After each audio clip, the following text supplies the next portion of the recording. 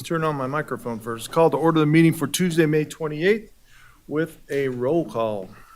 Mayor Lawson. Here. Council members Abbott. Here. Vanderwell. Here. Anderson. Here. Bybee. Here. Dare. Here. City Attorney Duncan. Here. Acting City Manager Crawford. Here. We have a quorum. Thank you. Thank you.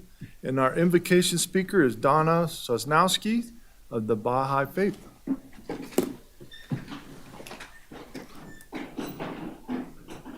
Thank you. Good afternoon. As a member of the Sparks Baha'i family, I would like to share with you a prayer from the Baha'i Faith for humanity. O thou kind Lord, thou hast created all humanity from the same stock. Thou hast decreed that all shall belong to the same household. In thy holy presence they are all thy servants, and all mankind are sheltered beneath thy tabernacle. All have gathered together at thy table of bounty. All are illumined through the light of thy providence. O God, thou art kind to all.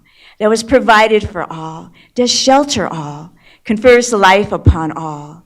Thou hast endowed each and all with talents and faculties, and all are submerged in the ocean of thy mercy. O thou kind Lord, unite all.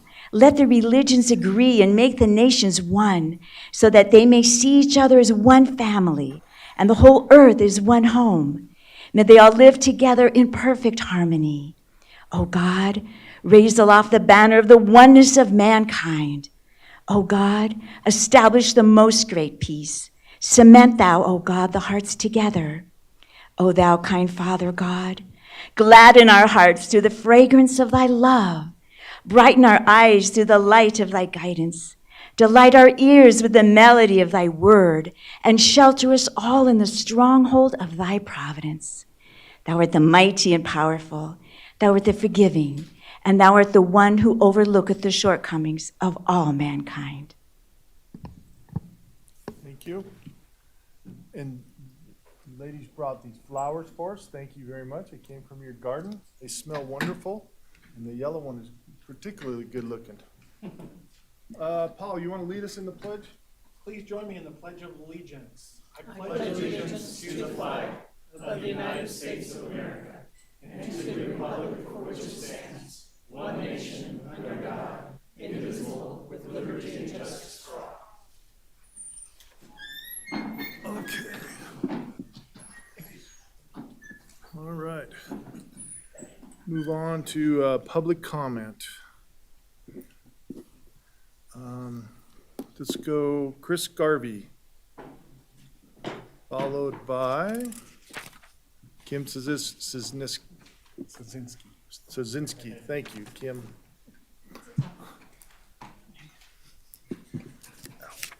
Hello, my name is Chris Garvey, and I'm a candidate for Sparks City Council Ward 1. Here we are again witnessing yet another lawsuit settlement coming before this council. And there may be even more litigation coming, this time against the police officers that initially investigated this incident. The claim? That officers abused their power by essentially framing an elderly person to protect a fellow city employee. Dear Lord, when is this going to end? I grew up in Sparks, and we are better than this. What's even more concerning is my opponent, Councilman Abbott, voted to approve an outside investigation costing the taxpayers up to $50,000 to disprove this elderly woman's claims. And even after the investigation found what she was telling was the truth, he was complicit in letting the city keep the findings of the investigation secret. This incident happened in Ward 1, Councilman Abbott's ward. This whole ordeal could have been avoided. But now the council is forced to make some hard decisions, or in Donald Abbott's words, voting on these settlements is not fun. You know what else isn't fun? Being a senior in Ward 1. It's time for a change in our leadership. I'm Chris Garvey, and that's why I'm running for Sparks City Council. Okay, Kim Szynski. I don't know why I can't. Kim. Kim is just fine. Thank you. Ladies and gentlemen of the City Council, thank you for giving me this opportunity to speak. My name is Kim Szynski. It's a tough one. And I'm here today to discuss the growing need in our community, the addition of more pickleball courts. I've discussed with many of you in the past that pickleball is the fastest growing sport and is accessible to all people and all generations. And it's a perfect fit for a diverse community. The benefits of pickleball is health and wellness, as you know, social engagement. It fosters social interaction, and I personally know how humbling it is to get beaten by an 82-year-old, and then also someone very young, so it is multi-generational. The economic impact, investing in pickleball courts can be a significant economic benefit. Tournaments and leagues attract participants and spectators from surrounding areas and boosting local business such as restaurants, hotels, and retail shops. Currently, the City of Sparks pickleball courts are insufficient to meet the growing demand. A group of pickleball enthusiasts, myself and others, met with Nancy O'Connor, your outstanding new Parks and Rec Director, about 2 weeks ago. And we proposed an idea to convert some of the basketball courts at Golden Eagle to pickleball courts. She not only listened to us, but had many great ideas and solutions. And about an hour ago, some of our group members met with Brandon, the Parks Development Coordinator at Golden Eagle, to talk about some of these solutions. We very much appreciate the promptness and the enthusiasm from this department. I am a big fan, so thank you for meeting with me. That was really wonderful. We discussed budget constraints and space allocation common concerns. However, the most cost-effective way to expand pickleball, for instance, is our multi-use courts, and that's something that you have done. Public-private partnerships. I mean, we have a group together that would absolutely do fundraising and get sponsorships. And grants and funding. It's really good to know that you now have somebody that's in the grants department for your city. So we're looking to maybe help with that.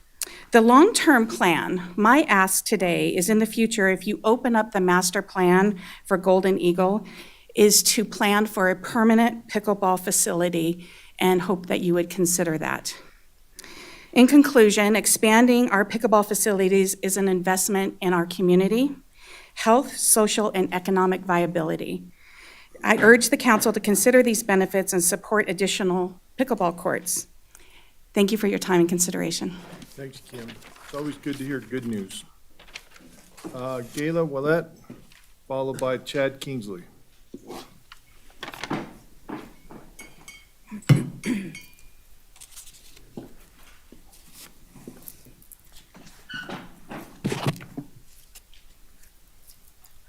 I'd like to take a brief moment to address that yesterday in this country was Memorial Day.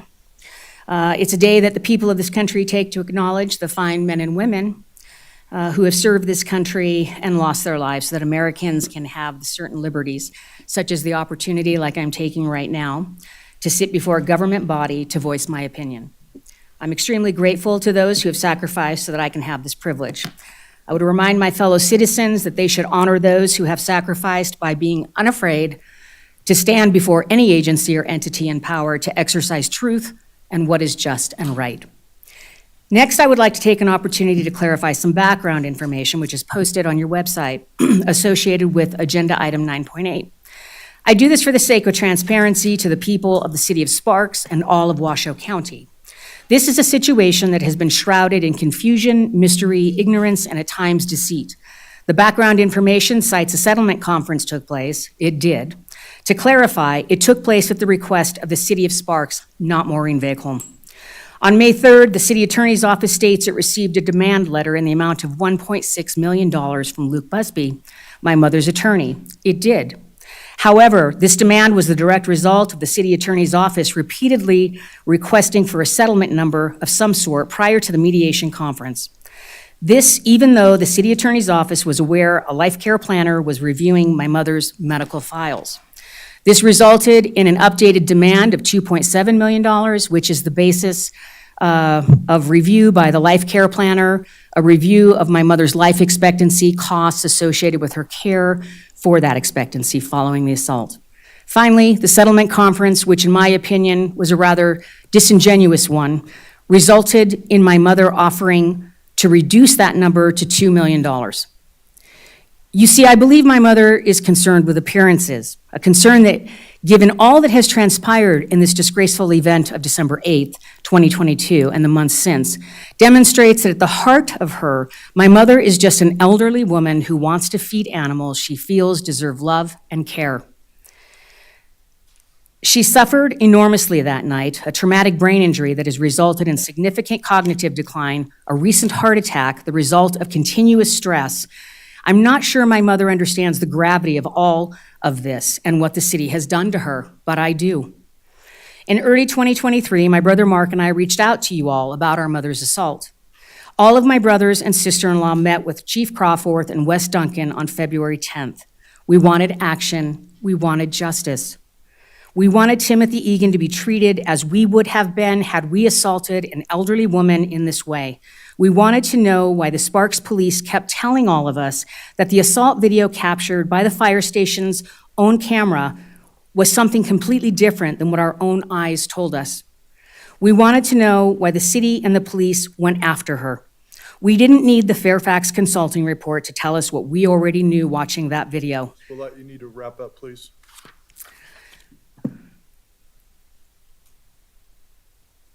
The Sparks police have now been sued for violating my mother's civil rights in an effort to protect the city. Now their actions will soil countless other police officers.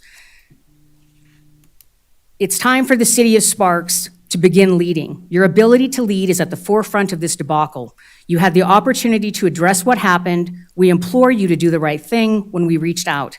I'm guessing your biggest mistake was listening to attorneys. Sometimes things happen. How we choose to respond to them is the greatest testament to our own character. Got to wrap up, Ms. Today, you will demonstrate whether you have the capacity to listen to your moral compass. You'll demonstrate whether you have the capacity to face this grotesque charade and own what transpired and end it, and put measures in place to prevent anyone from being hurt again. Clerk, please turn off the microphone. Gave you a full minute extra, madam. Okay, Chad Kingsley, followed by Mark Begholm.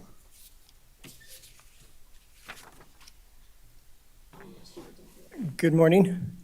Dr. Chad Kingsley. I'm the recent Public Health Officer for Northern Nevada Public Health. Just coming in, take an opportunity this morning to come and introduce myself.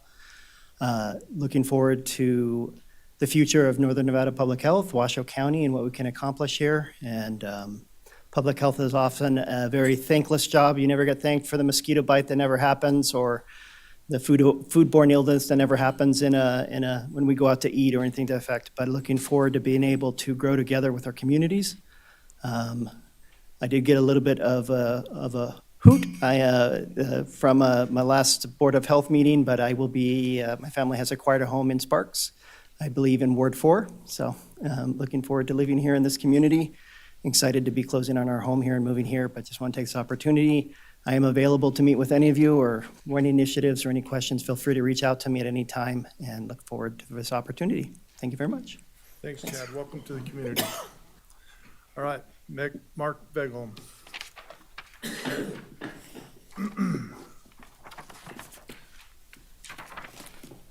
I'll just be brief. My sister actually has covered quite a bit there, but I just wanted to voice my, again, as we did in the past, I'm dumbfounded that this man has not suffered a single consequence at all since December 8th, 2022, when he perpetrated a crime against my mother. And by the same token, she has suffered quite a bit and continues. I've had scores of visits to specialists, to her own doctors, to pain management, neurologists, hospitalizations. It's very real what she's experiencing as a result of what happened to her on that day. It seems to me that there was a bit of a concerted effort here to try to defer or deflect responsibility somehow to my mother, including charging her the day this happened with a crime, which was withdrawn, although that did not occur until the family became involved and spoke with the Sparks Police Department. There have been repeated efforts, including by the gentleman who perpetrated this crime, to try to frame her again. I mean, he was caught coming through the alley, throwing cat food on the fire department vehicles, caught on their own video. Initially, they were going to assume it was the cat lady was at it again, when in fact they looked at the video and discovered that it was the same gentleman who had perpetrated the crime on her to begin with. And I use that term very loosely. That was a very cowardly and despicable act on his part, and he has no business wearing a badge or a uniform of the Sparks Fire Department. It's disgraceful.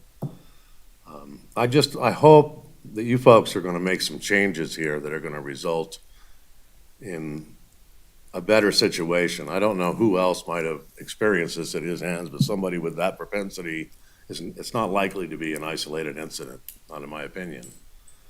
I mean, it wasn't his domain. There was no reason for him to do what he did, and he did it anyway.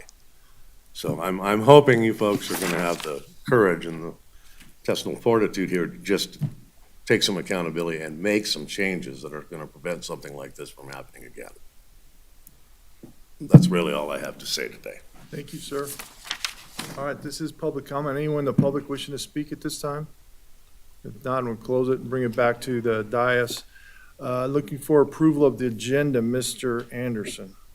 Yes, I move to approve the agenda with item 10.1 being heard before item 9.1. Okay, Ms. Vanderwell, Second. got a motion and a second. Any other conversation? Seeing none, please vote. Motion carries unanimously. All right. 6.1, approval of the minutes. Anyone to make any change to the minutes? If not, Mr. Dare.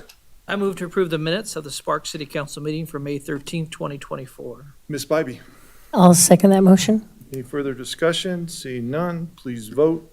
Motion carries unanimously. Okay, moving on to announcements, presentations, recognition items, and items of special interest. 7.1, proclamation for Pride Month. Ms. Bybee. Thank you, Mr. Mayor. Whereas all human beings are born free and equal in dignity and rights, and the City of Sparks supports the rights of all persons to experience equality and freedom from discrimination, and whereas lesbian, gay, bisexual, transgender, and queer LGBTQ individuals have had immeasurable impacts on the cultural, civic, and economic successes of our country, and whereas the City of Sparks honors the history of the LGBTQ liberation movement and pride, inclusion, and support for social movements that advocate for LGBTQ people in society, and whereas the City of Sparks recognizes the LGBTQ residents whose influential and lasting contributions to our neighborhoods make the City of Sparks a vibrant community in which to live, work, and visit, and whereas the City of Sparks is committed to supporting visibility, dignity, and equality for LGBTQ people in our diverse community, and whereas while society at large increasingly supports LGBTQ equality, it is essential to acknowledge that the need for education and awareness remains vital to ending discrimination and prejudice. And whereas this nation was founded on the principle that every individual has infinite dignity and worth, and the City of Sparks calls upon the people of this municipality to embrace this principle and work to eliminate prejudice everywhere it exists. And whereas celebrating Pride Month increases awareness and provides support and advocacy for the LGBTQ community in the City of Sparks and is an opportunity to take action and engage in dialogue to strengthen alliances, build acceptance, and advance equal rights. Now, therefore, on behalf of Ed Lawson, Mayor of the City of Sparks, we hereby proclaim June 2024 as Pride Month in the City of Sparks, and in support of the LGBT community and in honor of the innumerable contributions of lesbian, gay, bisexual, transgender, and queer people to the City of Sparks.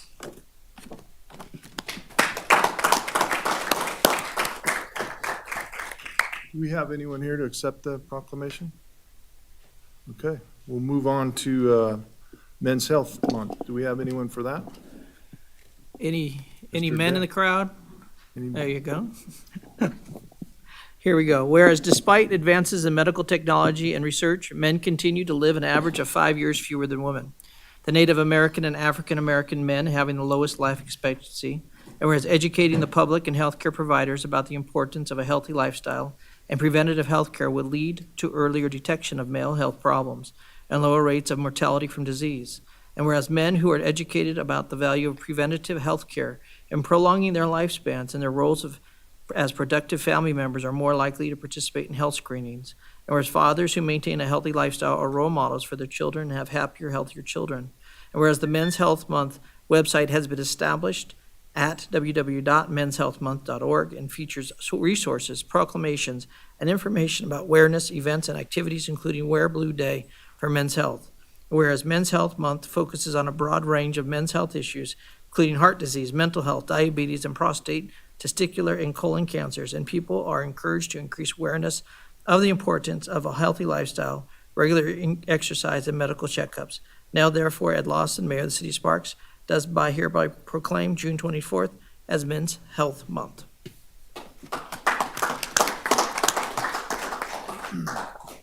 All right, Mr. Acting Manager, will you take items 7.3 through 7.6, please? Yes, sir. Sparks Civil Service Commission, there are 2 vacancies on the Civil Service Commission, each for a 3-year term ending June 30th, 2027.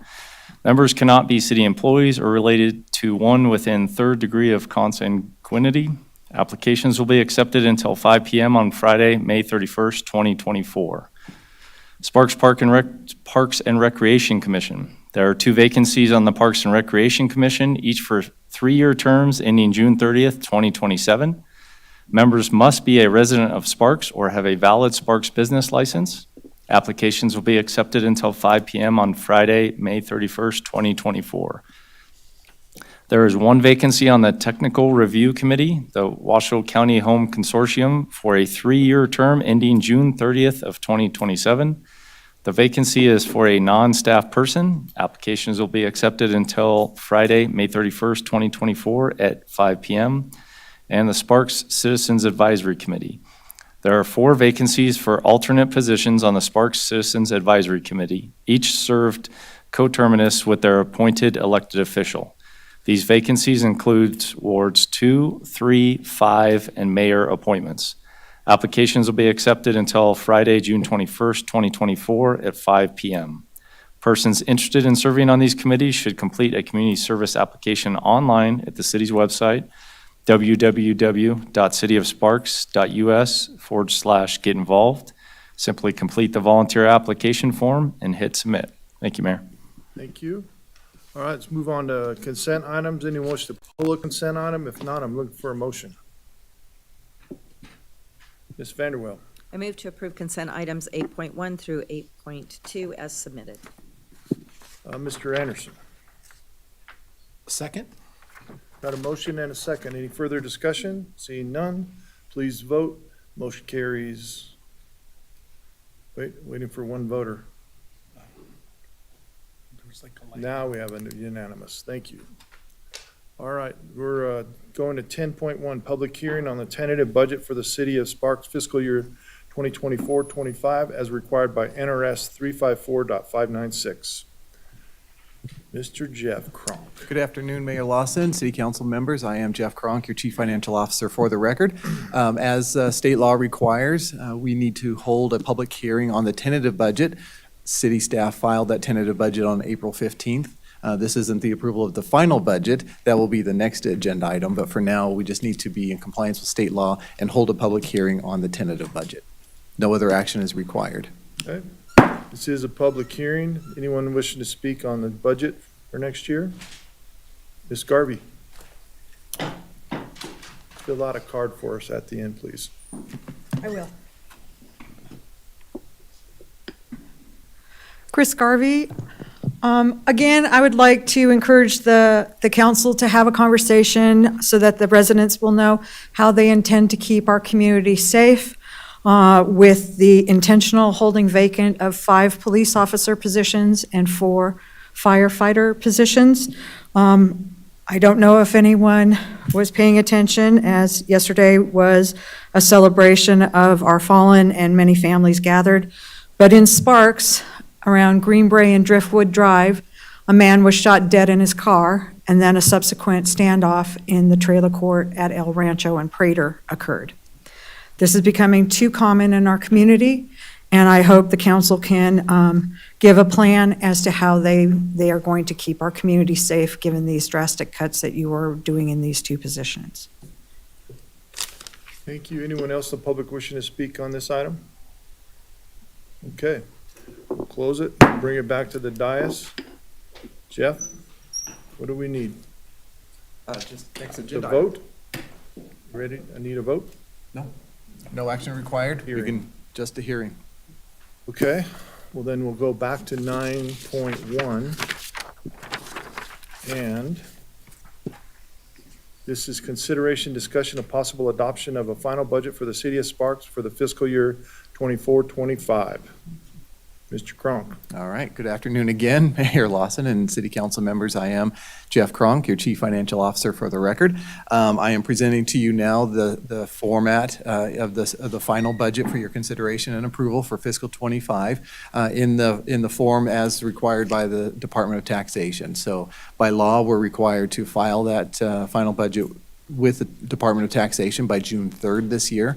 It's usually June 1st, but it lands on a Saturday, so we get a couple extra days.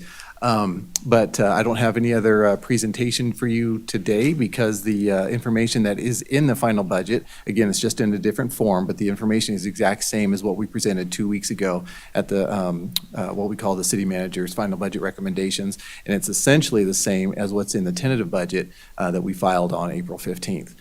With your indulgence, should you approve this budget, I would ask, I know the city clerk's office would love to gather signatures so we can, quickly turn that around and file it with the Department of Taxation. So your signature is going to be required on this actual form, as is mine. And with that, I'll be happy to answer any questions you might have. All right, questions from the council? All right, then I'm looking for a motion. Mr. Dare. I move to adopt the final budget for the city of Sparks for fiscal year 2024-2025 as presented. Ms. Spivey. I'll second that motion. We've got a motion and a second. Any further discussion? Seeing none, please vote. Motion carries unanimously. Thank you. Thanks, Jeff.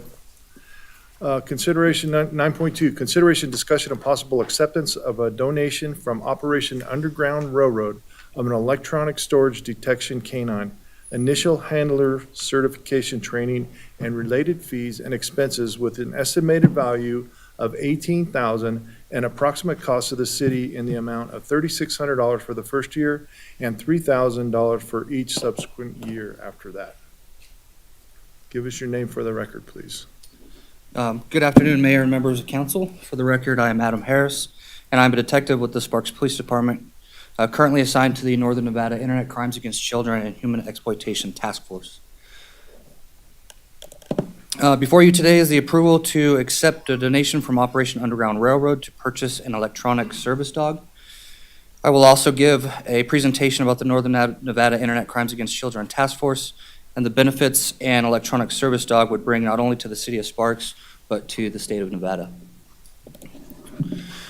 Just a background on the Internet Crimes Against Children Task Force. It's a national network of task forces.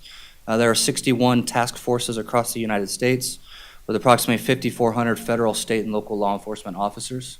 Locally, there is one Sparks Police Department detective, that's myself. We have 2 Washoe County Sheriff's Office detectives and 1 Washoe County Sheriff's Office sergeant. We also have 1 FBI agent, 1 Homeland Security agent, and 1 Nevada Attorney General investigator. Those of us that are on the task force were also sworn task force officers with the FBI. The purpose of that is overtime reimbursement to the city of Sparks for our overtime, and they provide a vehicle for us to use. This is a weekly stats for April 14th to April 20th, as reported to the National Center for Missing and Exploited Children. In that weekly time frame, there were over 600,000 child pornography incidents reported to them. There's much more stats on this sheet, but it was kind of confusing, so I just consolidated it to this one. The investigations that we conduct are production, distribution, possession, online enticement, and peer-to-peer. Peer-to-peer would be, for example, a BitTorrent network for sharing and downloading illegal contraband. Also, a part of the task force is the Northern Nevada Cyber Center, which is managed and run by the Washoe County Sheriff's Office. In that cyber center, we do digital forensics for computers, cell phones, external storage devices. We have the only password cracking machine in Northern Nevada, and we conduct forensics for all of Northern Nevada, essentially. The task force and the cyber center split Nevada in half with Las Vegas. We're responsible for the northern half. Vegas is responsible for the southern half. Just some success stories that come out of the task force. This is James Patrick Burns. He was a registered sex offender in Sparks, Nevada. Los Angeles County Sheriff's Office asked for our assistance in an investigation. Subsequent to a search warrant served on his residence, he was eventually convicted on 21 counts after a federal jury trial. He has hundreds of victims. 8 have been charged. The investigation is still ongoing, with approximately 8 more victims recently identified, including a local victim. For about 2 years running, he was the #1 producer of child sexual abuse material on the dark web. Brandon Navarrete, this investigation was led by the FBI and assisted by the task force. He was a Reno resident who was receiving and sharing child sexual abuse material. We also arrested another resident in Reno that was associated with Navarrete. Tyler Ball, he was a school counselor. He utilized his position at the school to find and locate victims and exploit those victims through social media. Walker Roberson Jr., he was a PE teacher at a daycare in Reno, and he was arrested for distributing child sexual abuse material from that daycare. Now, that was a peer-to-peer investigation. And lastly, Brian Davis was chatting with a female in another state. She was under the impression that he lived in Sparks, Nevada, and he was sharing child sexual abuse material with her. After an investigation, we determined that Brian Davis actually lived in California. A search warrant was served on his residence, and he was actually molesting his children. So the reason I come before you, not only to educate you about the task force, is to talk to you about an electronic service dog. And the purpose for that is in digital investigations, we're searching for tiny objects as small as an SD card, something that can fit in your phone, USB thumb drive. It's not just computers and phones anymore. And things can hide in plain sight. For example, a gun in a bookshelf. Electronic items are many. There's lots of them. I'm sure you've seen them all before. The USB drives can look like cigarette lighters. They can look like erasers, and many other items that you can basically use your imagination. And they can be hidden anywhere. So the purpose of an electronic service dog would be to assist us in our investigations. And the reason we want that is we want to not leave any evidence behind, not only for prosecution, but for the victim's sake. Because every time an image is viewed or a video is viewed, a victim is identified, or a victim is victimized. So electronic storage detection canines are relatively new. They've been around for a few years now. It seems like every time I go back to our ICAC task force training, we see more and more dogs. So they're becoming more and more prevalent. There currently is no ESD canine in the state of Nevada. Jordan Detection Canine, they are the trainers of the electronic storage dogs. They specialize in scent detections for electronic storage dogs, but they also do bomb dogs and arson dogs. Hopefully this plays.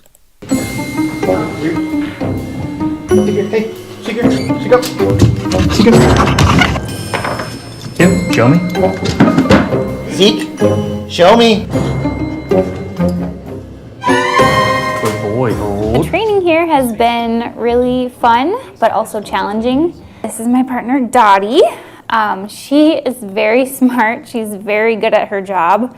I'm basically just trying to get on her level. They know their job, they know exactly what they're doing, and it's basically us being here is learning how to read them. Show me. She's right. Yes, it's a bottle. I'm amazed every day, all through the training, like different stuff that she can get to or see that, like I can't see with my naked eye, like I can't see it. And then after the fact, I would see, oh my gosh, she found it. You really do have to make an effort to have a close bond with them, because if you don't, you won't be able to tell when they're actually onto something. Show me. Door down here. I have to pick up on her behavior, on what exactly she's trying to tell me. Like now, she's like, I'm a dog, Mom. And then when we go back home, she likes to play with toys. She's just like a normal dog. Everybody who has any kind of contraband does their best to hide it. The difference being that if you execute a search warrant on a narcotics case and you miss some drugs, then you've missed some drugs. In these cases with cybercrimes, if you miss child sex abuse material, you may have left a child in a situation in which they're being abused and didn't have the evidence you needed in order to either remove those children or make an arrest on an individual that is engaging in that behavior. Kids are very innocent and they don't know any better and they don't do anything wrong. So for us to be able to help them in any way we can is super huge. So just knowing that I'm doing a better thing for people that kind of don't always have a voice, that makes me feel good. Every time I see a dog find this piece of evidence in this training, I'm thinking, there's another victim that's going to be saved. OER has been great, very supportive, answering my questions about the program, and really helped us and my department in building this program and getting it, off the ground and running. Anytime we pick up the phone and ask, OER's there. Like, what do you guys need, or what can we do? And that's important for us, and it's a great partnership between the private sector and the Sheriff's Department. I talk with a lot of agencies, and one thing I know they would all want me to do, if I can have a chance to talk to all the people that are donating, however amount they can or whatever amount it is, they would want to say thank you. And it never would happen if it wasn't for all the donors, so thank you.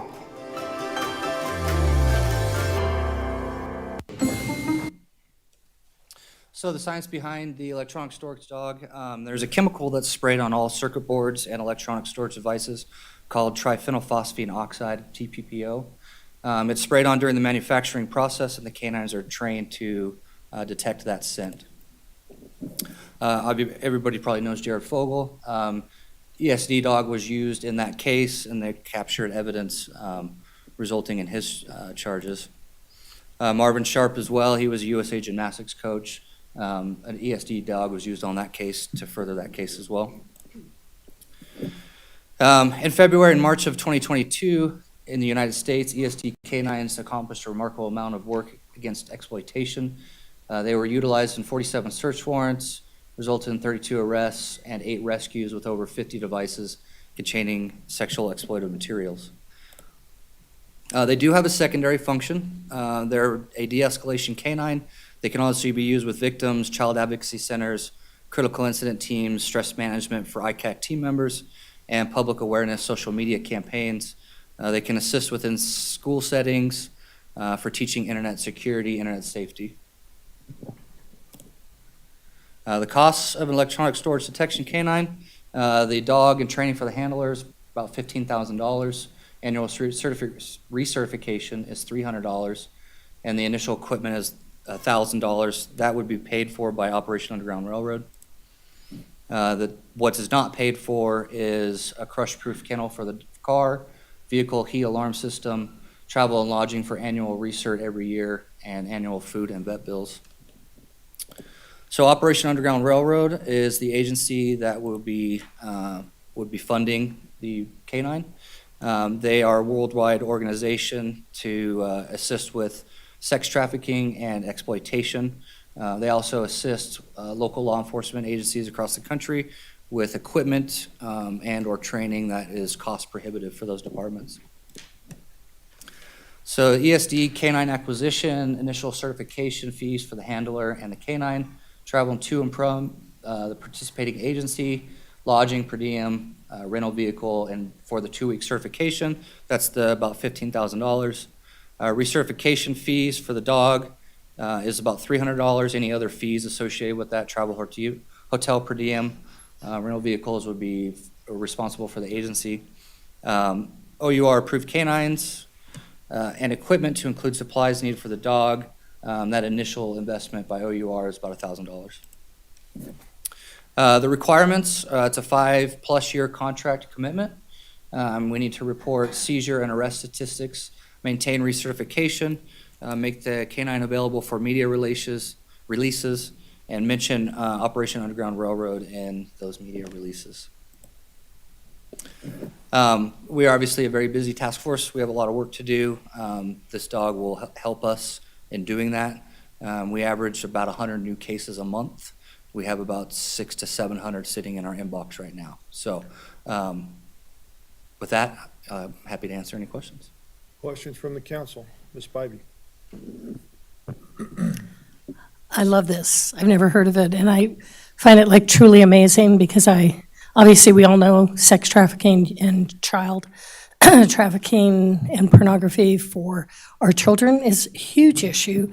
And I didn't know that dogs could be used to help with that. So I find that pretty amazing. Love this.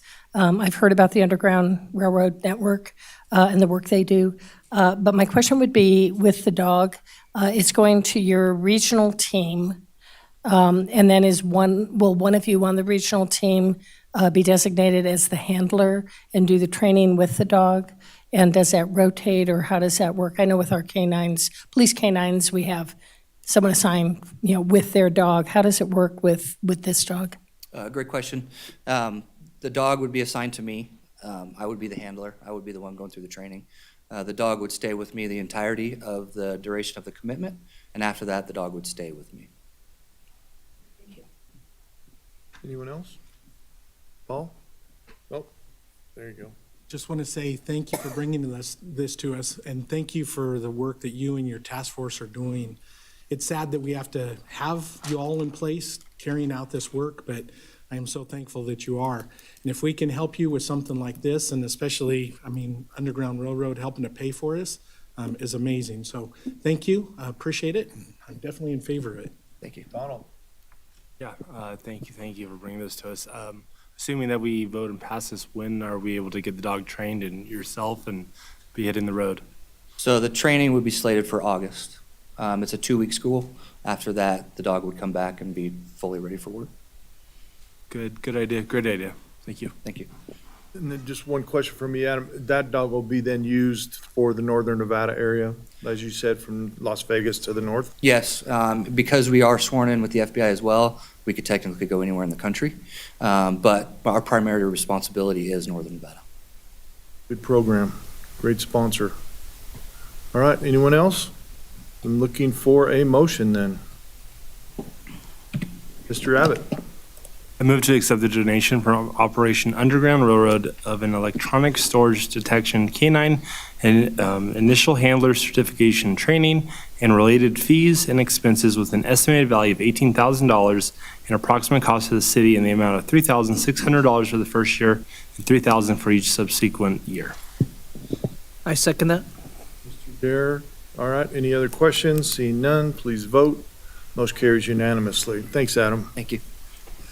9.3, consideration, discussion, and possible approval to purchase various commercial insurance policies to protect the city's and Tumwharf's financial interests with approximate premiums of $2,205,250 for the next policy periods and authorize the city manager to execute policy documents. Good afternoon, Mayor, council members, manager.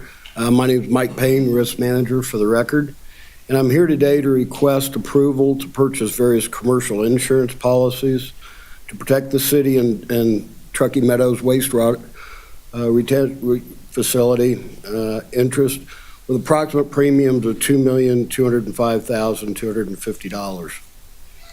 The city self-funds loss exposures that are predictable where it is not cost-effective to purchase commercial insurance and where losses do not threaten the financial stability of the city.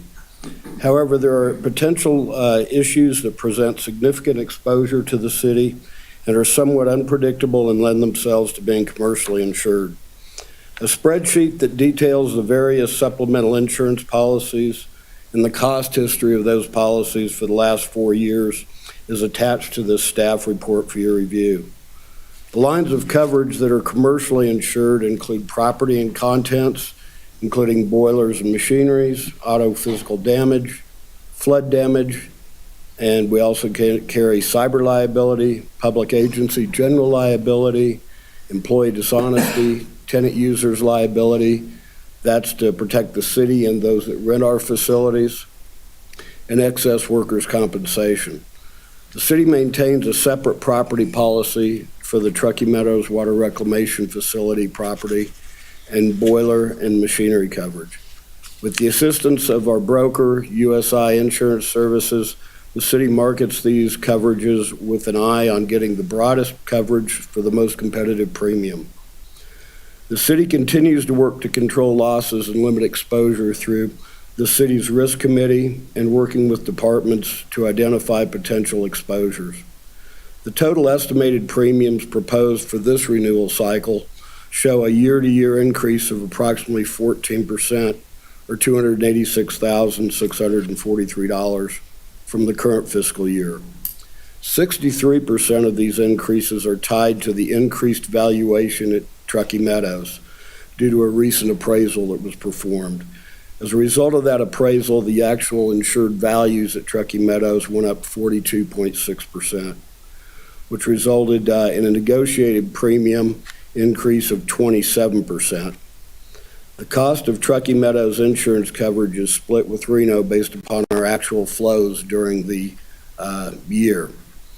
The balance of the increase in premiums is primarily due to the following. First, the city's claims history reflects a number of claims that made against the liability policy over the last 5 years. The value of the losses when compared to the premium paid for the coverage, the loss ratio results in an increase in the liability premium renewal amount of 14% over the expiring premium. Second, and perhaps more importantly, general market conditions have driven up insurance costs. The property and casualty insurance market continues to present challenges in 2024. Global insured catastrophic losses estimated at $133 billion in 2023, the sixth year that losses have topped $100 billion. This follows record and above average catastrophic losses in recent years. Despite these losses, the increase in investment income that the insurance companies have recently been able to attain have helped ease pressure on premiums and capacity. As a result, the balance of the city's insurance rates remained fairly flat, with the majority of increases due to increases in payroll, valuations, and exposures. In short, 43% increased valuation at Truckee Meadows, increased construction costs, increased payroll costs, and liability settlements have driven the insurance increases for the city. Last year, given the steep increases in the city's estimated property insurance premiums, the city chose to move the property, boiler and machinery, and auto physical damage coverage from Alliant to Nevada Public Agency Insurance Pool. This resulted in savings to the city last year between $278,000 and $354,000 compared to the quote from Alliant for renewal. The NPAIP premium rate remained flat for this year for the city, with a 4.4% increase in values, resulting in a 4% increase in total premium. For Truckee Meadows, USI and the city were able to negotiate with the public agency insurance pool for a 27% increase in premiums, while we incurred a 42.6% increase in values.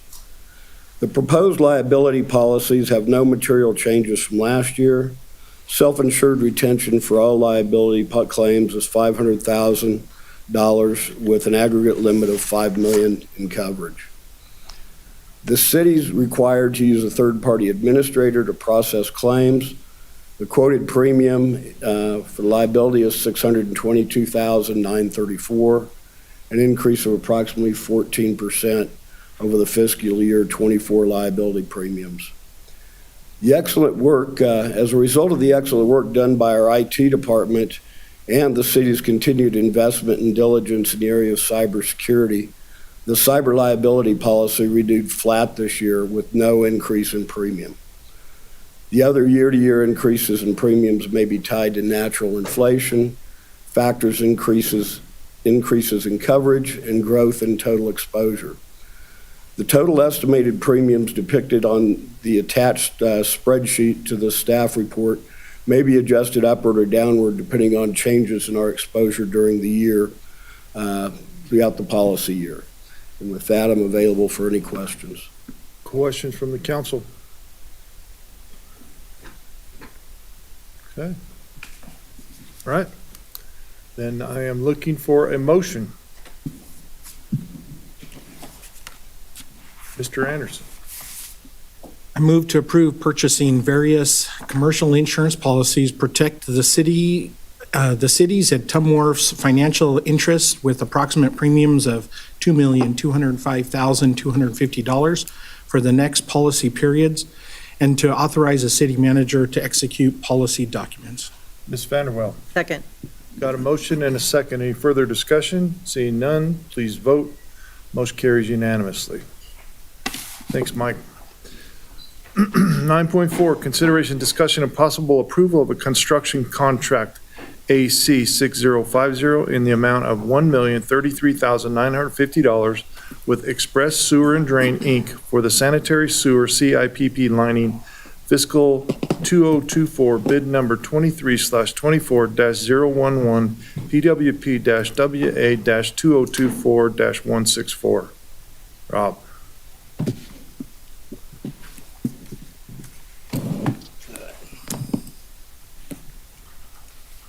Good afternoon, Mayor, members of the council. Rob, for the record, Rob Beadart, Utility Manager. The Cured in Place Pipelining Project, also known as CIPP, was approved in fiscal year 24 budget. The vicinity map before you shows the pipes marked in green that are planned to be lined. The pipes are located majority through the older portions of the city between El Rancho Drive and Sparks Boulevard. CIPP is a trenchless pipe repair method that is used mainly on older pipes to significantly increase the life expectancy on the pipe and not to have to disturb surface improvements. On the screen before you is a before and after picture of a pipe that we had lined previously. The picture to the right shows the lining that has been applied to an existing pipe. And this is the method that we would be using.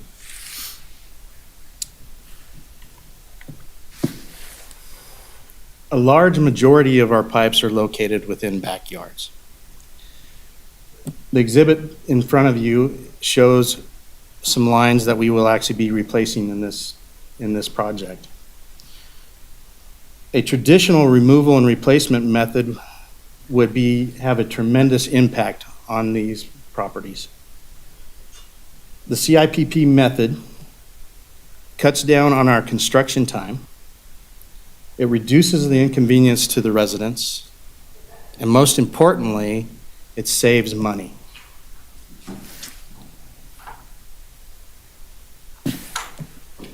We received one bid on this project on May 1st from Express Sewer and Drains in the amount of $1,033,950. This is approximately $360,000 over our engineer's estimate. The additional costs are largely due to the increased number of time for equipment moving and being set up again. This year's project has shorter sections of pipe and more locations for setups, which increases our costs. Funding is available in the enterprise fund for budget 24 to cover these additional costs. In closing, CIPP is a proven method that has been around since 1980 and has been a true cost savings to our community. Staff is recommending approval of this contract And with that, I'll open it up to any questions you might have. Questions from the council, Mr. Dare? Yes, just for those listening in our audience and those across the city, how much are we potentially saving because we're not ripping this up? Because I know that this is an awesome thing that we do. We go in and don't have to disrupt people's place, and I do think it saves us tons of money and time and things. Do you have any idea of what? Our staff reached out to a local contractor to look at what the cost would be between our CIPP cost and a traditional removal and replacement. And the costs, actually, the findings showed that our CIPP method saved approximately 50% over the traditional method of removal and replacement. That's wonderful. And then how long will this new method, how long does that last? I think once in our meetings, you told me 20, 30 years. Well, with this one, it would probably be approximately 50 years. We don't know how much longer it would be even, and which is comparative to existing removal and replacement projects. Okay, thank you. Okay, Ms. Spivey. Yeah, Rob, you said you only got one bid. Are there not many companies that do this? And it needs to be done. I think it's an amazing cost savings in the end, disruption in doing so, and longevity for those pipes. So I totally support what we're doing, but just curious on why there was only one bid and it was $360,000 over. Well, to answer your question on that one, that is a good question. The CIPP is a specialized method, and we don't have any local contractors around here that do it. So we're actually bringing contractors from California to do these projects. Okay. Okay, thank you. Anyone else? Yes, with all the sewer lines in backyards, I can't imagine tearing up fence lines, and that would just be super expensive. So, good on you. I know it works. We've been using it for several years now, and the product is there. So, any other questions from the council? If not, I am looking for a motion. Mr. Abbott. I move to approve a construction contract AC-6050 in the amount of $1,033,950 with Express Sewer and Drains, Inc. for the sanitary sewer CIPP lining fiscal 2024 bid number 23/24-011 PWP WA 2024164. Mr. Dare. Second. Got a motion and a second. Any further discussion? Seeing none, please vote. Motion carries unanimously. Thanks, Rob. 9.5, consideration, discussion, and possible approval to purchase information technology backup system consisting of a combination of hardware, software, and services from CDW-G/com Vault in the amount of $401,403.70. Don't forget the 70 cents. Noted. Thank you, Mayor. Thanks, Rich. Good afternoon, Mayor, members of council. Rich Brown, your IT manager for the record. And the item I have before you today is essentially a refresh of our city backup and recovery system. Before I get into the details of the new system, I'll give you a little background on it as to how we got here. As most of you are aware, we're in the middle of integrating and streamlining IT functions throughout the city. And one of the processes in that is looking for duplication of efforts. So it was this particular process of where we're looking for things that we're doing extra. We discovered that in the detectives division over at the police department, there was a significant amount of data that was on a dated backup and recovery system that left that data vulnerable. So when we discovered this, we're really faced with making a couple of tough choices. The most terrible choice is do nothing and hope for the best. Not typically the best course of action. Second choice was to just augment the existing system that we use throughout the rest of the city. And the third choice was to start over and rebuild the system from scratch. We planned to invest in a complete refresh in fiscal year 26, so just about a year from now. So it felt, instead of purchasing a temporary stopgap solution, that we would go whole hog and refresh now completely. As this was unanticipated and unplanned, this wasn't budgeted for fiscal '24. So we're currently looking at savings in other areas, both within IT and without. And if it's determined to be necessary, Finance, I believe on the June 28th meeting, will be bringing a budget adjustment item before council for approval to ensure this is funded. And with that, covers the background of how we got here. So I'll get into a little bit of what the new system does for us.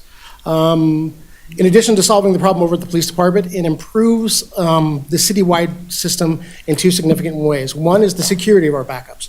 Over the past, I'd say 5 years since we built the existing backup in fiscal year '21, things have changed a little bit, as they often do in the cybersecurity world.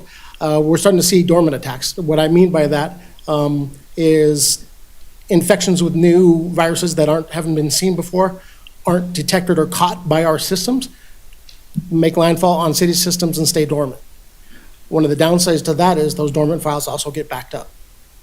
Then when they finally get detonated, it puts us in a position of we got to restore malicious software and clean up, which delays recovery considerably. So the new system allows us to no longer just back up our files and forget them. It'll do a continuous monitoring of those files and quarantine as necessary if it finds things in our backups that could infect and hamper our recovery efforts should we need the system. The other good thing it does for us is it dramatically increases our ability to recover. The existing backup systems like we use today, we have to restore to where we backed up from. So if we were to experience a natural disaster here at City Hall and it would take out our server room, we could only start the recovery process once a new version of the server room was stood up. This new system will allow us to deploy anywhere into any of the major cloud providers, in addition to back to a physical environment if we have it. And that's also true with our cloud environment. If something happens to one of our cloud providers, we could restore not just back to that provider, but to another provider. In this case, it would be Amazon or Google. And with that, the system will greatly increase the resiliency with which the city can operate in the event of an emergency, whether it's a cyber security event, natural disaster, what have you. The backup system will remain one of the key tenets of our recovery plan. From the time we can place the order till the time we're implemented, about 2.5 months, give or take. That's dependent on how long it takes us to source the hardware. And with that, I believe that concludes my presentation. I'd be happy to answer any questions. Questions from the council? Ms. Spivey. So Rich, obviously you weren't planning on a refresh until next year. So as far as budgeting, it's just going to be covered this year with budget adjustments throughout this year, knowing it probably was on a long-term budget for next year, but for this year, we can find the financing to cover that. Yes. And do it earlier. I mean, it makes sense. I understand why we need to, obviously, important, but just where the money's coming from. I'll with the details, but I know we do have some savings at least within IT. Will that cover it all? I'm not entirely sure, but I will defer the rest of the question to Mr. Kronk or Mr. Weber. That's who I was looking for. The money man.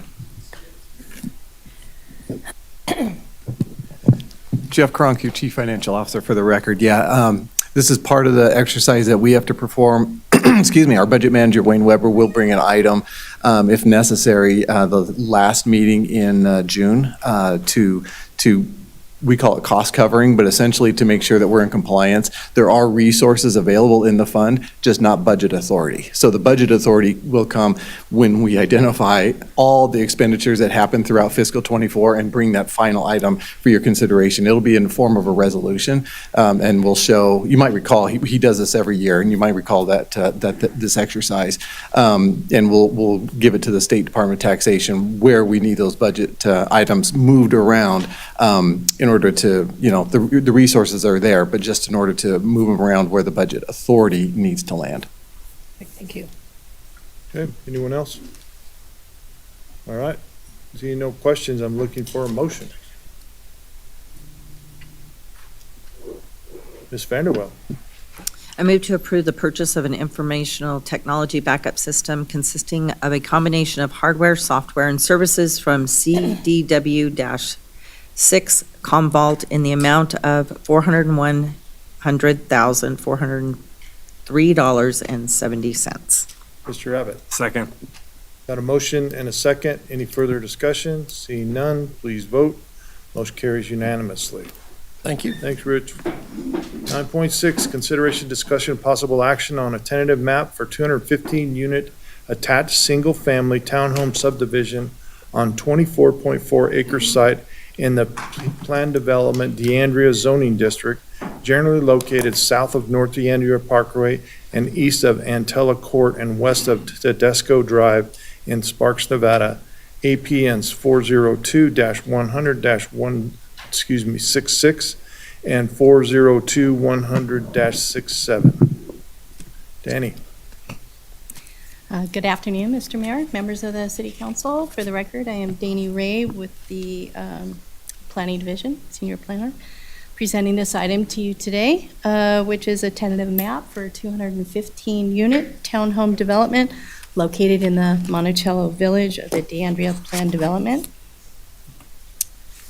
So shown on this slide is the very familiar by now blue boundary of the 861-acre DeAndrea Planned Development, generally located east of Vista Boulevard, south of Los Altos Parkway, and north of Prater Way.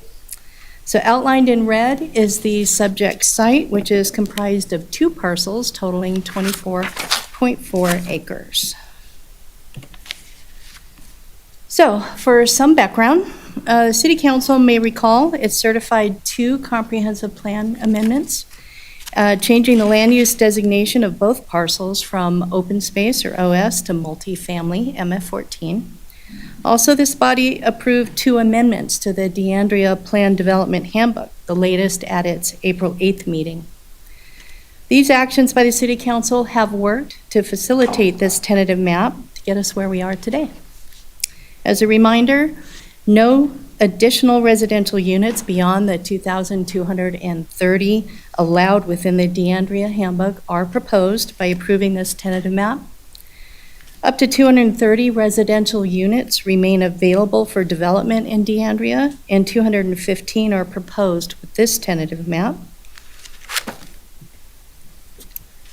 The proposed tentative map is bounded to the north by DeAndrea Parkway and to the west by Cigna Drive and Antella Court and Anissa Court, and to the south by the DeAndrea Golf Course.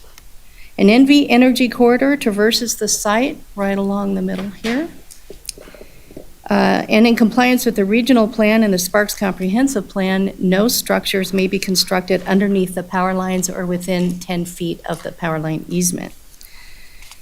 Excluding the area that is restricted from development and based on the adjusted acreage, the project has a resulting density of 10.2 dwelling units per acre, in conformance with both the Comprehensive Plan MF14 land use designation and the handbook's medium density residential, or MDR, land use category.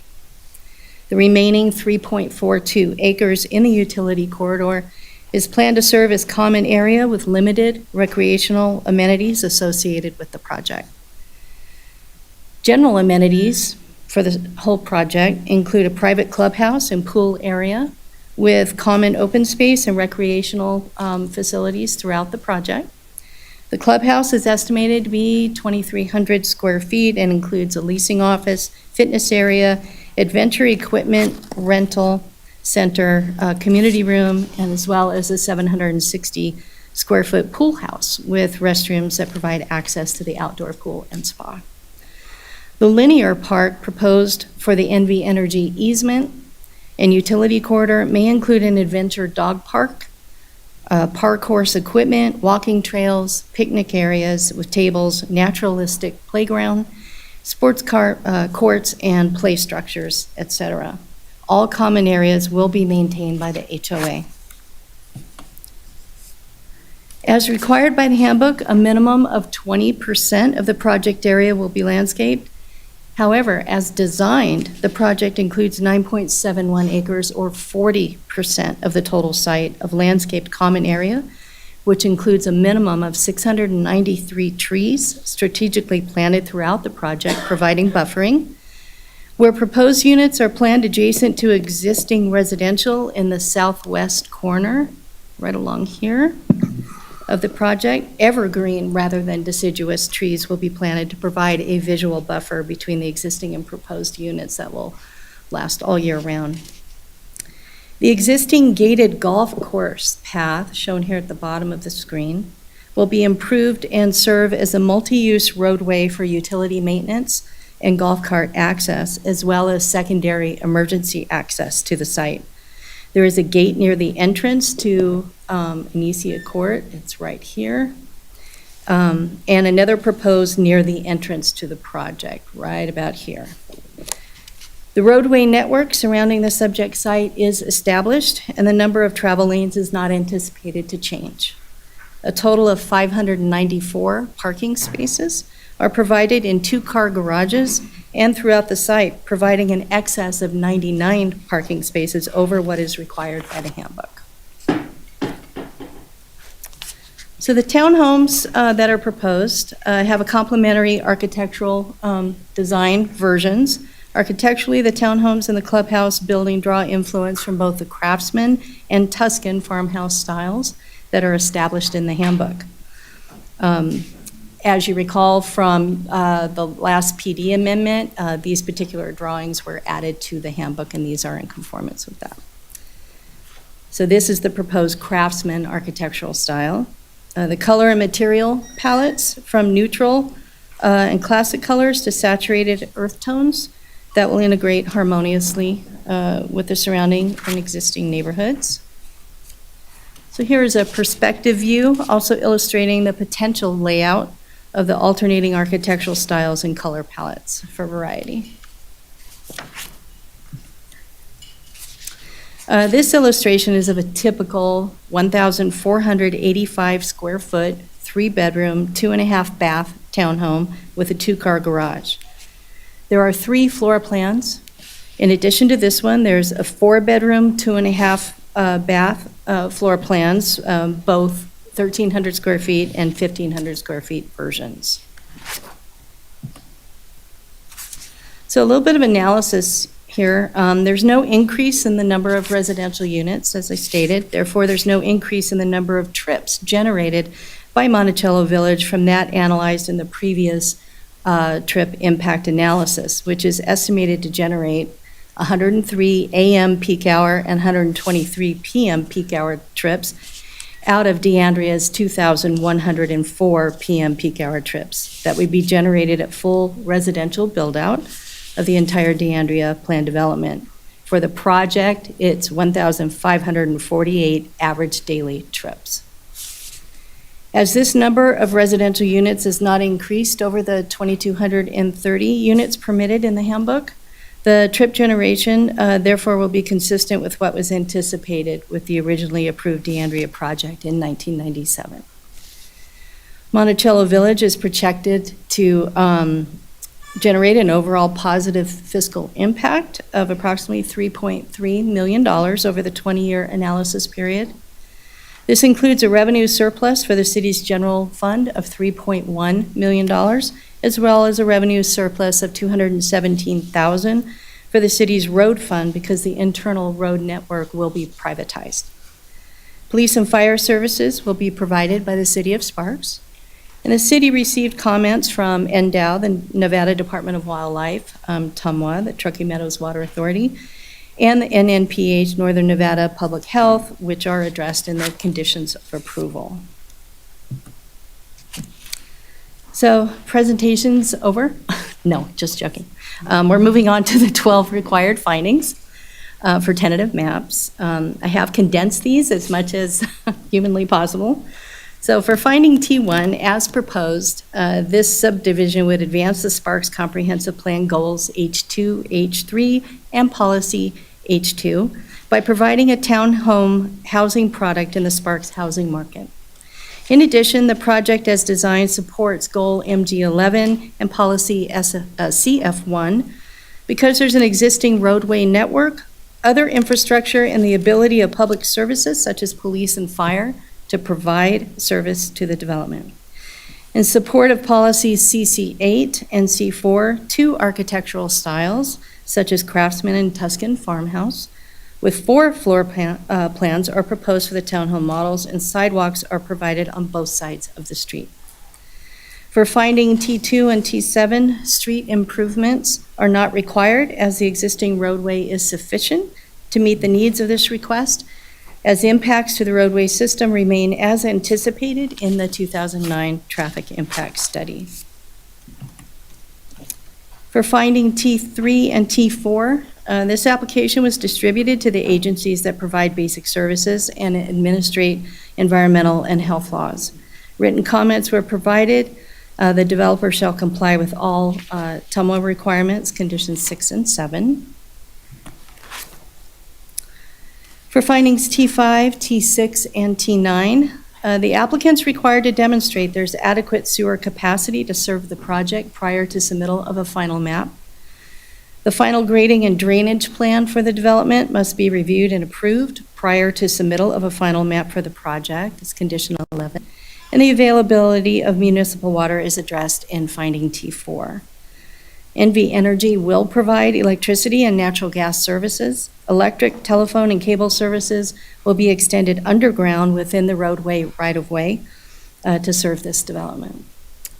The site is zoned for Moss Elementary School, Mendive Middle School, and Reed High School. The Washoe County School District did not provide any comment in response to this request.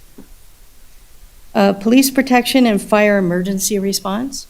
Law enforcement services will be provided by the Sparks Police Department, and fire and emergency medical services will be provided by the Sparks Fire Department. However, dwelling units within this tentative map may be required to have fire suppression systems and water infrastructure that must be appropriately sized for these systems. That's condition 14. And for parks, the closest public park to the subdivision proposed by this tentative map is Vista View Park, which is approximately 1,000 feet to the west of the project site and located on the south side of North D'Andrea Parkway. For finding T8, for floodplains, the site is located within the FEMA Zone X, which indicates the site is outside the 100-year flood hazard zone. For slopes, the proposed grading for the project is intended to produce an on-site cut fill and balance, and cut slopes within rocky material are proposed at 2-to-1 and will include slope protection if found to be necessary. For soils, a final geotechnical report is required prior to approval of any final map, condition 10. And for finding T10, fire protection was discussed in finding T6. Municipal water service for the containment of fires will be provided by TUMWA as described in finding T4. For finding T11, final landscape plans that conform with the landscape requirements in the handbook and the Sparks Municipal Code must be approved by city staff prior to submittal of a final map, and common areas must be maintained by a homeowners association or landscape maintenance association, condition 12. Operations manual that describes or identifies ongoing and long-term maintenance and common area landscaping for use by the HOA or LMA is also required, condition 13. The proposed townhomes, architectural styles, features, materials, and colors, and provided amenities do conform to the handbook's requirements or exceed. Community amenities and their associated operations must be approved by the administrator prior to submittal of a final map, is condition 15. In addition, community amenity areas must be served by ADA accessible routes, condition 16. And finally, for finding T12, public notice for tentative maps is accomplished through posting of the agenda for a public meeting. Planning Commission and City Council meetings serve as the public meetings for this item. And as of noon today, staff's not received any public comment for this meeting. So this concludes my presentation. The Planning Commission has recommended approval to the City Council. and I'm available to answer any questions, as is the applicant's representative. Questions from the council? I just have one. You said sprinklers may be required? Who determines if they will or will not? The fire marshal. Fire marshal. Is there a reason that they would be required? It's, this location is outside the 4-minute range, and outside the 6-minute range as well. The 6-minute range being from the time the bell rings, yes, and the 4-minute from the time they get into the vehicle. Yep, okay. Thank you. All right. Mr. Anderson. Just want to say thank you for all your work on this. It's been years, so appreciate all the work that you've done. 1987, yeah. I think it was, but anyway, yeah, a long time. And actually, I'm ready to make a motion. Go right if you're ahead. Good with that? Okay. I move to approve the tentative map STM 24-0001 for 215-unit attached single-family townhome subdivision on a 24.4 acre site at the Planned Development DeAndrea zoning district associated with PCN 18-0040, adopting findings T1 through T12. The facts supporting these findings is set forth in the staff report and subject to conditions of approval 1 through 19. Ms. Vanderwell. Second. Got a motion and a second. Any further discussion? Seeing none, please vote. Motion carries unanimously. Thanks, Danny. 9.7, consideration, discussion, and possible action on an interlocal agreement, AC 6052, between the City of Sparks, City of Reno, County of Washoe, and Truckee Meadows Regional Planning Agency for an annual population estimate process and methodology. Sienna. Yes. Thank you, Mayor Lawson, members of the City Council. For the record, Sienna Reed, Planning Manager. I'm here today to present this item for your consideration, which, as just read, is an interlocal agreement between the cities of Sparks, Reno, and Washoe County, as well as the Truckee Meadows Regional Planning Agency. Ultimately, the agreement places the responsibility for producing annual population estimates with the Truckee Meadows Regional Planning Agency, or TMRPA. To start off with a small bit of background, here state law requires that the state demographer annually produce population estimates for cities, towns, and counties. These population estimates are certified by the governor, and they are utilized to allocate tax proceeds among political subdivisions. So they do have implications for the revenues that we receive. State law also specifies that the estimates must be prepared by averaging 2 population estimate inputs. The first is from the Nevada regression model that estimates population based on economic factors. And then the second is a housing unit model that estimates population based on county assessment records. The estimates that are based on the housing unit model, importantly, may be prepared by cities, towns, and counties. And while not statutorily required, Washoe County has historically prepared the housing unit model and then coordinated with the cities of Sparks and Reno prior to sending the results off to the state demographer for use. And noting that the annual population estimates impact our local government revenues, it is advantageous for the housing unit model to be prepared locally, vetted by the cities of Sparks, Reno, and Washoe County, rather than prepared by the state demographer. As previously mentioned, the interlocal agreement before you today does place the responsibility for preparing the annual population estimates that result from the housing unit model with TMRPA. It also sets the methodology and time frame for the preparation of those estimates. So we'll just quickly run through the methodology first. Here the agreement identifies that a total population estimate is produced by summing up the household population within occupied dwelling units, the population living in group quarters, and also tribal population. And of these 3 population components, the household population in occupied dwelling units is the one that's based on county assessment records. The estimates for group quarters and tribal population both come from the census. Moving on with this slide to the timeline that would be used to produce the estimates. Here the draft agreement before you today specifies that The assessor's July 1st property tax roll is sent to TMRPA by August 30th of each year. TMRPA then has until September 15th to produce draft population estimates that are forwarded to Sparks, Reno, and Washoe County for review. The local governments then have until October 15th to provide our comments back to TMRPA, and the estimates are ultimately forwarded to the state demographer on November 1st of each year. This proposed timeframe supports the release of the draft population estimates by the state demographer the first working day of December each year, and then ultimate certification by the governor in March of each year. If approved by Sparks, Reno, and Washoe County, as well as the Regional Planning Governing Board, the interlocal agreement before you today would become effective on July 1st of this year. The agreement can be terminated by mutual consent of the parties or by any party if there's a breach. That would be something like a failure to provide or satisfactorily perform the services in the agreement. Also, compensation to TMRPA is not required by the interlocal agreement. The draft agreement does, however, allow for compensation if the parties should at some point in the future agree to compensate TMRPA above their annual allocations that comprise the majority of TMRPA's operating budget. In addition, TMRPA is uniquely suited to prepare the annual population estimates based on the agency's existing work efforts.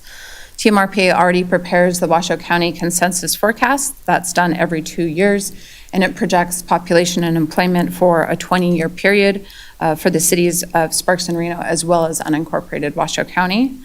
And TMRPA also routinely works with parcel level data from the Washoe County Assessor's Database. They do that as part of their population and employment modeling efforts that take our projected population and employment and take it all the way down to the parcel level. So staff does believe that the local preparation of population estimates is beneficial to the city of Sparks, and that TMRPA has the technical capacity to prepare those estimates. So therefore, staff is recommending that City Council adopt the draft interlocal agreement before you today. You have a motion to that effect on this slide, as well as in your packet. And with that, I'll conclude my presentation and be available for questions. We also have TMRPA staff here with us today, should you have any questions for that agency. Questions from the council? So when I first heard of this, Sienna was against it. Then I remember back from 2010, we wanted the Regional Planning Agency to be the keeper of the information. And they keep the information as to where we have water lines, power lines, road condition, all of the things in that area. So once I was convinced that I was incorrect in my assumption, I think this is a good thing, and I think it'll just help us with the keeping of information in one area. So with that, no other questions or comments, I will ask for a motion. Mr. Dare. I move to approve the interlocal agreement AC 6052 between the City of Sparks, City of Reno, County of Washoe, and Truckee Meadows Regional Planning Agency for an annual population estimate process and methodology. Ms. Vanderwell. Second. Got a motion and a second. Any further discussion? Seeing none, please vote. Motion carries unanimously. Thank you, Sienna. 9.8, consideration, discussion, of possible approval, rejection, or counteroffer of an offer to settle litigation in the amount of $2 million related to claims asserted by Maureen Begholm against the City of Sparks and Timothy Egan. Good afternoon, Mr. Mayor, Dana. Council, and staff. My name is Nick Dana. I'm the Chief Assistant City Attorney at Sparks. This agenda item seeks City Council's direction in response to an offer to settle litigation in the amount of $2 million related to claims asserted by Maureen Begholm against the City of Sparks and Timothy Egan. Under the Nevada Rules of Professional Conduct, the decision whether to accept a settlement offer is the client's. The City Attorney's Office is obligated to share this settlement offer with the City Council for the City Council's ultimate action. As discussed in our attorney-client earlier today, our office recommends that the City Council either 1, accept the offer to settle the litigation in the amount of $2 million, or 2, reject the offer to settle litigation, or 3, approve a counteroffer to Ms. Begholm. Does anyone have any questions for me? Questions from the council? No one? Mr. Dare? So to understand this, so we have this lawsuit coming to us, what is our insurance, how does our insurance function? Where do we see that lie? At the time of the incident, Travelers Insurance was our carrier. So if this incident is to be found within policy, they would share some of the responsibility for the settlement. If this incident is found to be out of policy, the full $2 million would fall under the responsibility of the city of Sparks through our general fund. So we find this to be in policy, then we're covered, we have 300,000 we owe? Yes, about Okay. the 300,000. Thank you for clarifying. Anyone else? Okay, I'm looking for a motion.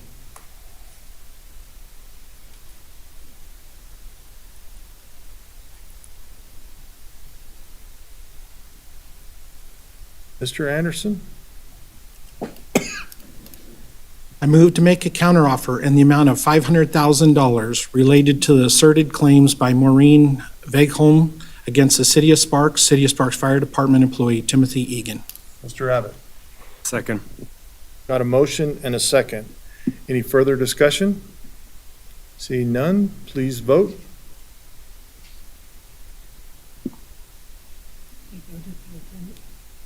You're voting for a counteroffer. But it's not, Is the, it's not registering. I think it's frozen. are we frozen? You do, yes.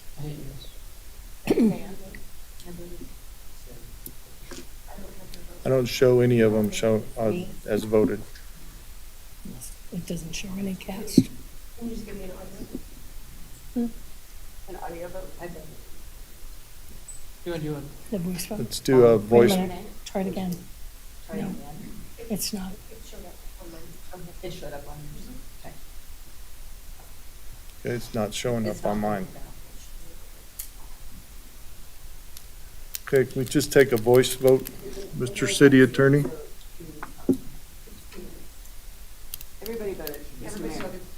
Okay, it's not showing up on here. So a motion carries unanimously. Thanks, Nick. 9.9, consideration, discussion, and possible approval of a reimbursement to the city of Reno for Sparks' share of a construction contract with KG Walters Construction Company for the primary sludge screening improvements project at the Truckee Meadows Water Reclamation Facility in the amount not to exceed $1,953,550, with Sparks' share of this being $612,828.64. Casey? All right, well, good afternoon, Mayor Lawson and members of council. For the record, my name is Casey Menser, Treatment Plant Manager at the... You want to listen to Casey's presentation? Do you want to call a recess? Listen. Go ahead and make your presentation, Casey. If we're frozen at the end, we'll call a recess. All right, well, again, for the record, Casey Menser, Treatment Plant Manager at the Truckee Meadows Water Reclamation Facility.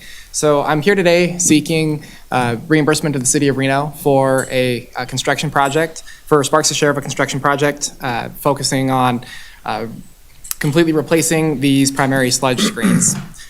So these screens are at a point in the process where they are managing the first set of pollutants that are removed from the water. And given that it's one of the first steps, the primary sludge that they're processing, it contains a lot of just debris and trash and other things inside of it. And so what these screens do is that they remove the inorganic, so the trash and the rubbish, to then be disposed of separately, and then the organic pollutants to then filter through to then be processed and ultimately removed from the water in our dewatering operation. So as you might imagine, these screens are in relatively rough service. They're about 20 years old, and they are at the end of their useful service life. They have had some recent failures, and these screens, they are obsolete. They don't make them anymore. Parts availability is a big issue. We've actually had our maintenance staff fabricate spare parts that we've needed to actually do the replacements and keep these things running, which is not an ideal position for us to be in. So this project is looking at replacing those entirely with a new type of technology. We're looking at going to something called strain presses. And those strain presses are more efficient, they're safer. And with regards to the construction project, we received 3 bids on this, and we came in, the lowest responsive bid was 18% lower than the engineer's estimate. So I'm pleased to report that that's approximately $400,000 less than what we had originally expected. This is part of the Tumwharf approved 5-year CIP. And with that, I'm happy to answer any and all questions. Questions from the council? Ms. Bybee?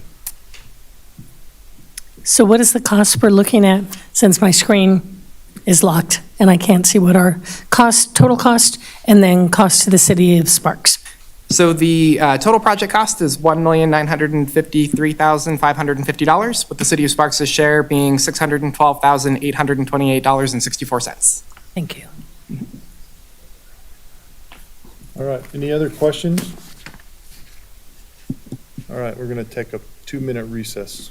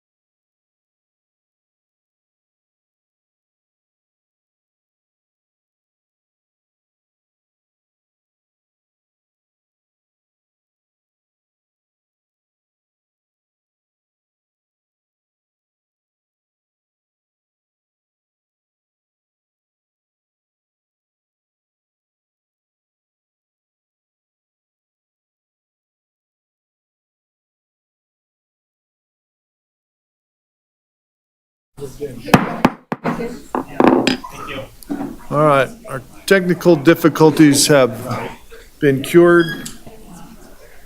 Let's call the meeting back to order. We're on item 9.9. And do we have any more questions from the council? If not, I'm looking for a motion. Ms. Vanderwell. I move to approve a reimbursement to the City of Reno for Sparks' share of the construction contract with KG Walters Construction Corp. Incorporated for the primary sludge screening improvements project at the Truckee Meadows Water Reclamation Facility in the amount not to exceed $1,953,550, with Sparks' share being $612,828.64. Mr. Anderson. I'll second the motion. Got a motion and a second. Any further discussion? Seeing none, please vote. Motion carries unanimously. 9.10, consideration, discussion, and possible approval of reimbursement to the City of Reno for Sparks' share of the construction contract with TNT Industrial Contractors, Inc. for the Heat Loop System Improvement Project at the Truckee Meadows Water Reclamation Facility in the amount not to exceed $3,423,193, with Sparks' share being $1,073,855.64. Casey. All right, for the record, Casey Menser, Treatment Plant Manager at the Truckee Meadows Water Reclamation Facility. So I'm here today with this item seeking another reimbursement to the City of Reno for Sparks' share of a construction project. This one is to do a major rehabilitation on the Tumwharf heat loop system. So the heat loop at Tumwharf, it provides heating to all of our buildings and to various parts of our process. Since we don't have natural gas out at the facility, we basically take all of the biogas that's produced and we combust that in heaters, boilers, and our engine. We take that heat of combustion, put it into a set of water piping, and then that hot water is conveyed across the plant with a network of piping, and that's sent to all of our buildings, and that's how we maintain temperature and for both our buildings and our processes. So a lot of that heat loop piping is 30 to 50 years old, and a lot of it's reached the end of its useful service life. It's failed in some spots. We know it leaks. It's not efficient. And so what we're looking to do here is to replace just the lion's share of both the above and the below ground piping and the associated valves and fittings and other ancillary components. And this project is within the approved Tumwharf 5-year capital improvement program. And with that, I'm happy to answer any and all questions. Questions from the council? Mr. Anderson. Yeah, Casey, I do have a question. So you were talking about instead of us needing to use natural gas to perform this service for us out at Tumwharf, we're using the gases produced. Do you have an estimate of how much it saves us by using those gases as opposed to buying natural gas? I don't offhand, but I could certainly provide that to you. It is significant, I can say that. So it's well worth the investment? Absolutely. More than $3. All right, thank you. Lots of sewer dollars.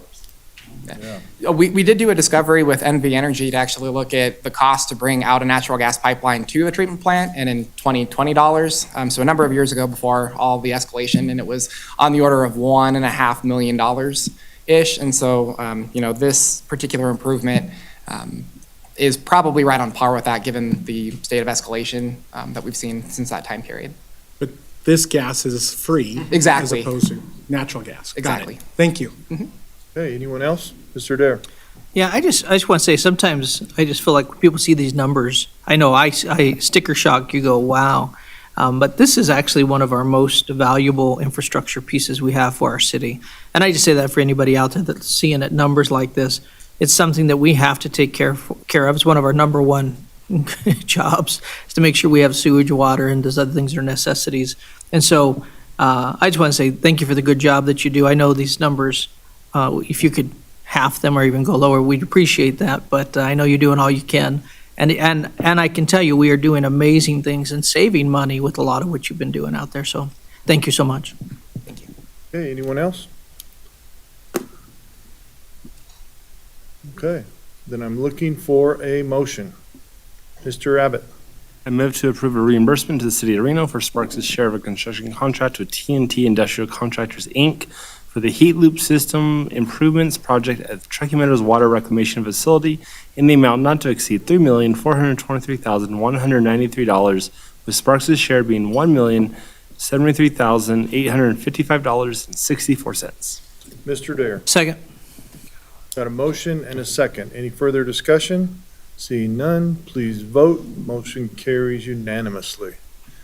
9.11, consideration discussion of possible approval of an agreement AC 6051 with Corollo Engineers in the city of Reno for engineering services during the construction for the heat loop system improvement projects at the Truckee Meadows Water Reclamation Facility in the amount not to exceed $426,175, with Spark share being $133,691.10. Casey. Well, it's me again, Casey Metzer, treatment plant manager at the Truckee Meadows Water Reclamation Facility. So this is a three-party agreement between the city of Reno, the city of Sparks, and Corollo Engineers to provide engineering services during construction of the aforementioned heat loop project. So when we tend to have these more complicated construction projects, we like to get an engineer on board to respond to any kind of things that might come up during this, and also perform a wide variety of continuing engineering services. So those types of services include design clarifications, issue management, special inspections and testing, production of as-built record drawings, a whole number of other items as well. And Corollo, in this case, was selected because they had done the original design of the heat loop project, and they have the greatest familiarity with this work. So with that, I'm happy to answer any questions. Questions from the council? Ms. Bybee. Casey, how long will it take to complete this new heat loop? And when do we anticipate it being started? So the construction is anticipated to take 6 months, and they're going to do it kind of bit by bit and be strategic about what buildings can go without, heating and how we manage through that. So it'll basically be phased in. So once something is isolated and then refurbished, it'll be put immediately into service. So it won't be a whole rehab all at the same time. It'll be bit by bit. Anyone else? Okay, I'm looking for a motion. Mr. Anderson. I move to approve agreement AC 6051 with Corolla Engineers Incorporated in the City of Reno for engineering services during construction of the Heat Loop System Improvements Project at the Truckee Meadows Water Reclamation Facility in the amount not to exceed $426,175, with Spark share being $133,691.10. Ms. Spivey. I'll second that motion. Got a motion and a second. Any further discussion? Seeing none, please vote. Motion carries unanimously. Thank you, Casey. We have no planning and zoning public hearings. That brings us to public comment. Madam Clerk, do we have any public comment? We do not, Mr. Mayor. Anyone in the public wishing to speak at this time? Bill? Can we get him a mic out there? I'm getting there. We got to hear you on, yes, sir. We want to know who you are and what words of wisdom you will impart on us. Okay, I would like to go back to 9.1. 9.1, I'd like to talk to Jeff about that one. And now 9.2, we've got $3,000. How many years is that supposed to go? 5 years? But I'm not discoursing with you from the bench. It's a comment. 5 years. Okay, thank you. Thank you. Anyone else in the public wishing to speak? Okay, we'll bring it back to the dais. Announcements from the mayor, city council, and city manager. Mr. Manager, you got anything? Just like to say thank you for your faith in me. This will be my last meeting up here with you all. Mr. Lothran will be here to take us into the next stage. You're So, going to fill in for him while he's gone. well, I might, so we'll see. But this will be the, appreciate all the faith and all the support from staff and our amazing staff throughout this and all of your trust in me getting us through this. And I think we're on a good place and I'm excited for what Mr. Lothran will take us into the next stage. So thanks for your support and reaching out. From me, Chris, thank you so much. I know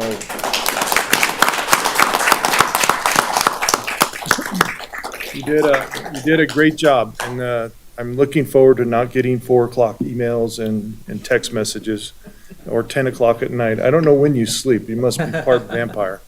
But you've done a great job. You've made great decisions, I think, in this time. The proof is in the way the employees react to you around the building. It's been very impressive. We couldn't ask for a better interim, and thank you for your hard work. And now we're going to give you some time off in July so you can get your sense of humor back. Anyone else? Anyone from the council? Chris?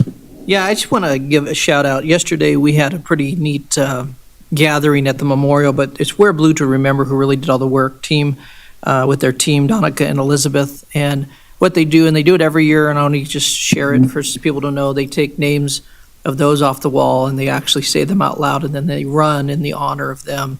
It ended up being just an incredible day yesterday, really neat event. So next year, put it on your schedules, Memorial Day, they'll be back doing it. But they did a great job. Thanks. Anyone else?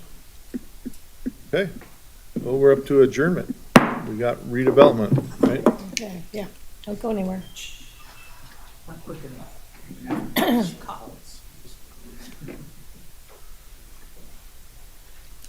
Tell me when you're ready. Okay, yeah. I'm not really voice today.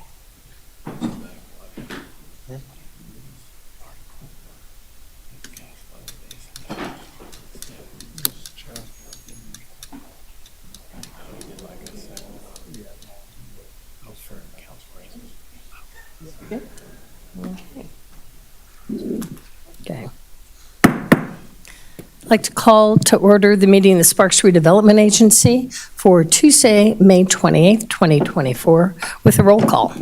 Chairperson Bybee? Here. Agency members Lawson? Here. Abbott? Here. Vanderwell? Here. Anderson? Here. Dare?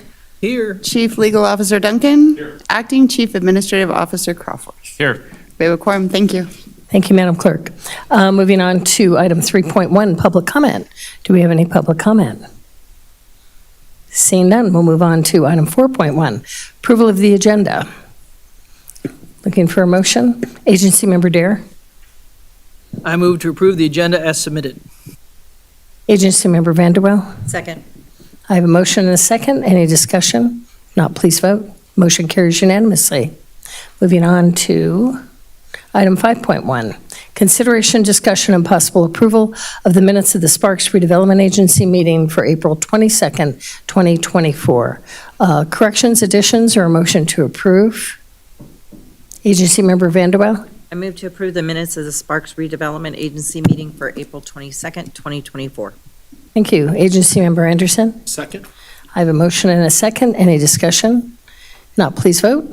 Motion carries unanimously. Moving on to item 6.1, consideration and possible acceptance of the reports of the claims and bills approved for payment and appropriation transfers for the period of April 10th, 2024 through May 13th, 2024. Looking for a motion to approve. Agency Member Abbott. Move to approve. Agency Member Vanderwell. Second. I have a motion and a second to approve claims and bills. Any discussion? All those in favor, please vote. Or all those, please vote. Sorry. We pass that unanimously. 7.1, public hearing of the tentative budget for the redevelopment agency of the City of Sparks Area 2 for fiscal year 2024-2025 as required by NRS 354-596. And I have Mr. Kronk here to make a presentation. Thank you. Not much of one. Good afternoon, Madam Chair and agency members. Jeff Kronk, Chief Financial Officer for the agency, for the record. Same process as we followed with the city. We first need to hold a public hearing on the tentative budget, which also was filed on April 15th, as it was for the city. So this item won't require any action items, just a public hearing on the tentative budget. And then I'll come back to you for the final budget approval. Okay. So this is a public hearing. As a public hearing, do I have any public comment? Seeing none, I will close the public hearing. I know, we're looking at you, Bill. You're our only public. Two of you. Okay. Okay, so I will close public hearing and move on to item 7.2, consideration, discussion, possible adoption of the final budget for the redevelopment agency, City of Sparks Area 2 for fiscal year 2024-25. Mr. Kronk. Jeff Kronk, Chief Financial Officer, again for the record. This is the part of the story that we're going to actually ask you for the final approval of the budget for 2025. That starts in July, same as with the city. So again, the form that you have in front of you is the state documents. And again, if you approve it, I'll ask for your indulgence if you can kind of stick around for just a couple moments. We'd love to get your signatures, should you approve it today, on those documents, and then we'll file that with the State Department of Taxation, just as we will with the city, by June 3rd. And with that, I'll be happy to answer any questions. Okay. Any questions from any agency members? No? If not, I'm looking for a motion. Agency Member Dare. I move to approve the final budget for the redevelopment agency of the City of Sparks Area 2 for the fiscal year of 2024 to 2025. Agency Member Anderson. Second.